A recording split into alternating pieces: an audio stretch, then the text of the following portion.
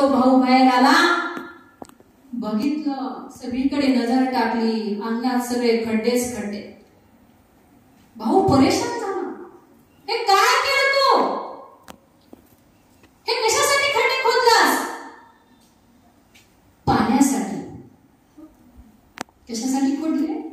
पाण्यासाठी. भावानं उत्तर दिलं की पाणी हवं आहे आणि पाणी लागलं म्हणून मी हे खड्डे खोदलेले आहे. अरे तू काय वेडा आहेस का? मूर्ख आहेस का? तुला पाणीच हवं होतं. एवढे खड्डे खोदण्यापेक्षा तू जर एकच खड्डा खोदला असतास तर त्या खड्ड्यामध्ये आतापर्यंत पाणी लागलं असतं ना. तुला एवढंही नको नाही. अरे मी तेच तर तुला सांगायला आलोय म्हणला.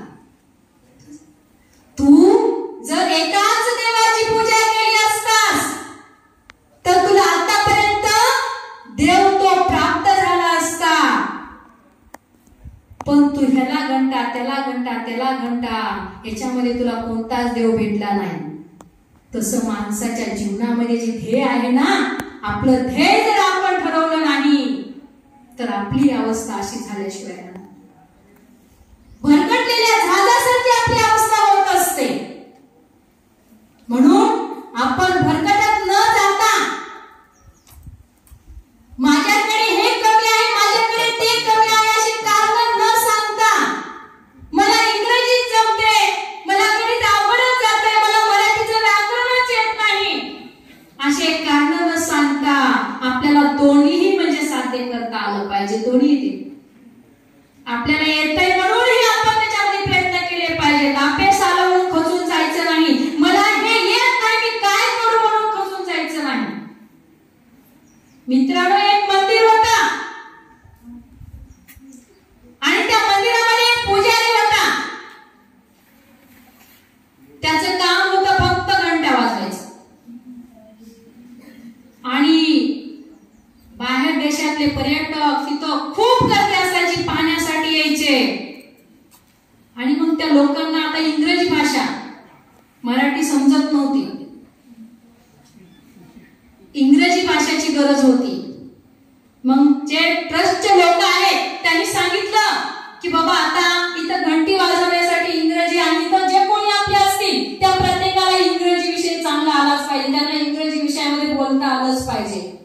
मग तो घंटी वाजवणारा जो होता त्याचं वय होतं 55 वर्ष. त्याला वाटलं आता माझं वय 55 वर्ष आहे आणि माझं काम काय, फक्त घंटीच वाजवायचं काम आहे, मला दुसरं तर काही करायची गरज नाही. आणि तो येणारे जे काही पर्यटक आहेत ते काही घंटी इंग्रजी मधून वाजवणार आहेत का, असं त्याला वाटलं. मग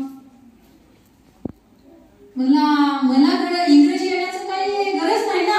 ते म्हणले नाही, तुम्ही जरी घंटी वाजवत असताल तरी पण तुम्हाला इंग्रजी आलीच पाहिजे. आता मला सांगा, त्या व्यक्तीचं वय आहे 55 वर्ष.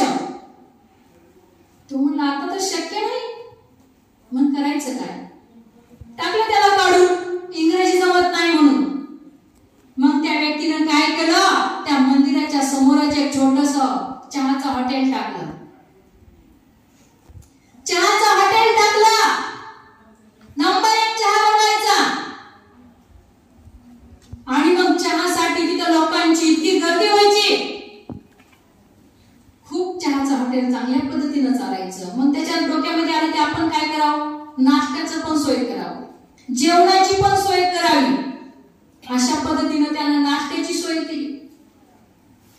पुन्हा जेवणाचं त्यानं नियोजन केलं की आलेला प्रत्येक जण इथं आपल्या हॉटेलमध्ये जेवला पाहिजे, दुसरीकडे त्याला जाता कामा नये. त्याही त्यानं त्या हॉटेलचं नियोजन केलं. छोटं हॉटेल होतं, मोठं केलं.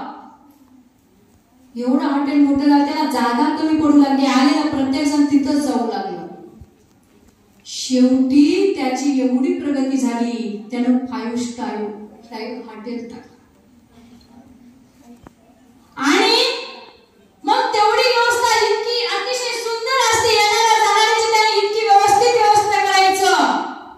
मग काही लोक म्हणे की हा जे हॉटेलचा मालक आहे ना, या मालकाला आम्हाला भेटायचे, तो मालक कुठं आहे?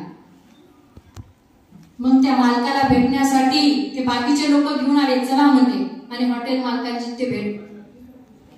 जे लोक भेटण्यासाठी आले